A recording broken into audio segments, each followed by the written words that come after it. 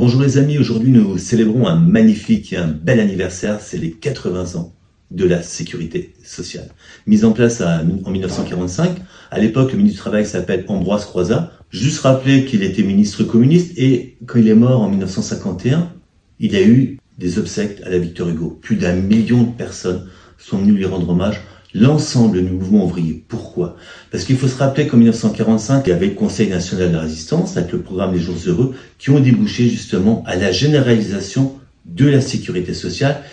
Elle existait auparavant dans certaines entreprises, le patronat mettait des caisses de solidarité. Là, le but, c'était d'externaliser la gestion.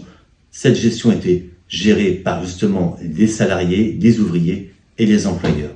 Le but du jeu, c'était de socialiser le salaire pour faire tout simplement ce qu'on appelle de la solidarité, pour que les gens qui sont en maladie professionnelle, en accident du travail ou trop âgés pour travailler, mais également pour les familles, puissent continuer à vivre décemment et dignement.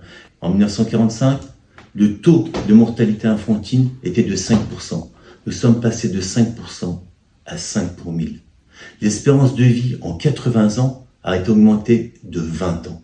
30% de la valeur produite a été arrachée, plus que le budget de l'État, justement pour que chacun et chacune puisse bénéficier d'une vie digne, de la naissance jusqu'au tombeau. Et je vous invite, si vous avez l'occasion, de voir ou de revoir cet excellent film de Gilles Perret, La Sociale, Vive la Sécu, qui est une belle idée, une idée neuve, et qu'il faut à tout prix préserver, mais non seulement préserver, mais généraliser, pour que justement on puisse continuer à exercer cette solidarité entre les générations. Rappelez également un chiffre, une journée d'hôpital dans un hôpital public, c'est 1 400 € par jour.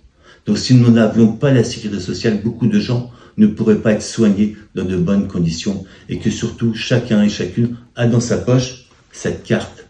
Et cette carte, elle est vitale.